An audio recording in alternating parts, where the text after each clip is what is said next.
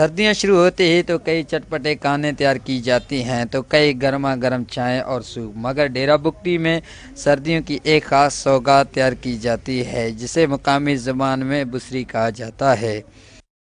ٹھیک ہے، ٹکڑی بنا کے اس کو چھانٹ لو، چھانٹ کے روٹی بنا لو، پھر گڑ کوٹ کے اس کے اوپر پھینک دو، تھوڑا سا ڈالٹا پھینک دو، پھر اس کے اوپر ایک دوبارہ روٹی بنا کر اس کے اوپر پھینک دو، ٹھیک ہے، اس کو ایسے کورنگ کر کے سائڈوں سے پھر اوپر ڈال دو توے کے، گھی کے ساتھ اس کو پکا لو، بس بسری تیار ہے۔ کی بسری کو بنانے میں 10 سے 20 منٹ لگ جاتے ہیں۔ اس کی تیاری میں گندم کا آٹا، دیسی گھی، مکھن اور گڑ کا استعمال کیا جاتا ہے۔ روٹی کا ایک حصہ تیار کیا جاتا ہے، پھر دوسرے حصے میں گڑ ڈال دیا جاتا ہے اور روٹی کی دونوں طرف سے مکھی لگا کر ہلکی آگ پر پھینک دیا جاتا ہے۔ بتاتا چلوں کہ سردیوں کا موسم ہے، اس موسم میں ہمارے بلوچستان خاص کر ڈیرہ بگٹی کا ایک روایتی رسم ہے بسری، جو آٹے اور گڑ کے ساتھ بنتی ہے، تھوڑا سا گھی بھی ملایا جاتا ہے۔